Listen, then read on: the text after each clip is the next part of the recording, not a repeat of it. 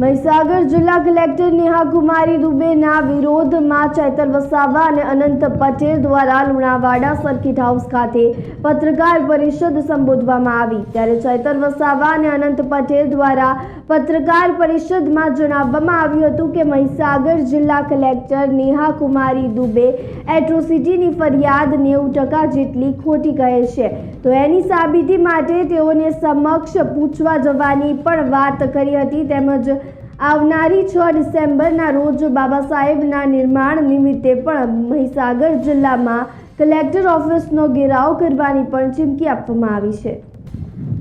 અમારા સાથી ધારાસભ્ય આનંદભાઈ પટેલ અને ગુલાબસિંહ સાથે અમે મહીસાગર ખાતે આવ્યા છીએ અને કલેક્ટરશ્રીને અમે હાલના તબક્કે મળવા માટે જવાના છીએ।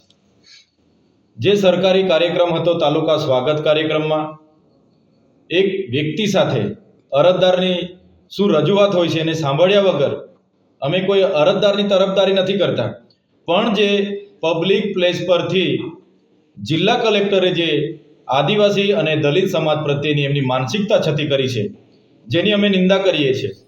એમની જે ભાષા હતી કે ચંપલ નિકાલ કે મારના ચાહીએ, ચંપલ ખાને લાયક હે, હરામી સાલે, તો પબ્લિક મંચ પરથી જે એમણે જાહેરમાં જે અમારા લોકો માટેની જે નિવેદનબાજી એમણે કરી છે એને અમે સખત શબ્દોમાં વખોડીએ છીએ।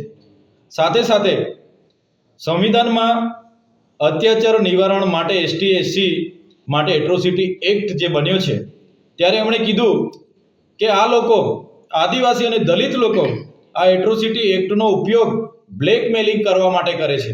90% કેસીસ માત્ર ને માત્ર બ્લેકમેલિંગ કરવા કરતા કરે છે એવી એમની માનસિકતા એમણે કહીને એમની માનસિકતા છતી કરી છે। ત્યારે આવી માનસિકતા ધરાવનારા જિલ્લા કલેક્ટર જ હોય તો એને અમે વખોડી કાઢીએ છીએ ને એને ક્યારે અમે ચલાવવાના નથી। સાથે સાથે એમનો કાર્યકાળ દરમિયાન દાહોદમાં પણ એમણે SC/ST OBCના કર્મચારીઓ સાથે જે વર્તન વ્યવહાર કર્યા છે એ બાબતોની પણ અમારી પાસે ફરિયાદો આવી છે। અહીંયા મહીસાગરમાં પણ અગાઉ DDO હતા અને હાલમાં કલેક્ટર તરીકે એમની જે ફરિયાદો અનેક કર્મચારીઓ અમને કરી છે કે કાયમ માટે એમની માનસિકતા બીજી જ્ઞાતિઓ માટે આવી જ હોય છે અને નીચું દેખાડવા માટે હર હંમેશ એ આવા પ્રયાસો કરતા હોય છે। ત્યારે અમે સરકારશ્રીને કહેવા માંગીએ છીએ, સરકાર આમાં ગંભીરતાથી નોંધ લે।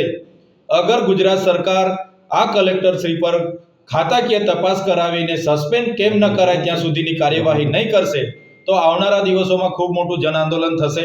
અમે આવનારી 6 તારીખે તમામ આ વિસ્તારના ધારાસભ્યો, તમામ સાથી મિત્રો, અમે તમામ લોકો અહીંયા મોટી સંખ્યામાં ઉપસ્થિત થઈને કલેક્ટર કચેરીનો ઘેરાવો કરવાના છે। પછી પણ અમને ન્યાય નહીં મળશે તો આવનારા દિવસોમાં એનાથી પણ વધારે જ્વલંત કાર્યક્રમો અમે મહીસાગર અને ગાંધીનગર ખાતે અમે આપવાના છે। આજે મહીસાગર જિલ્લામાં અમે ચેતરભાઈ સાથે સાથે લુણાવાડાના આપણા ધારાસભ્ય ગુલાબસિંહ સાથે અને અન્ય સમાજના આગેવાનો તેમજ દલિત સમાજના આગેવાનો તેમજ અન્ય કચડાયેલા વર્ગોની સાથે ખાસ લુણાવાડા આવવાનું અમારું કારણ એ છે કે થોડા સમય પહેલાં મહીસાગરના કલેક્ટરે જે આદિવાસી સમાજ વિશે જે ટિપ્પણી કરી છે અને આદિવાસી સમાજ તેમજ દલિત સમાજ વિશે ન છાજે એવી વાત કરી છે, એના વિરોધમાં આજે સંવિધાન અધિકાર દિવસે કલેક્ટરશ્રી પાસે જવાબ માંગવાના છે કે તમે જે આદિવાસી સમાજ એટ્રોસિટી એક્ટ 90% ખોટી હોય છે એની વાત કરી, એના પુરાવો જો એમની પાસે હોય અમે પુરાવા માંગવા જવાના છે।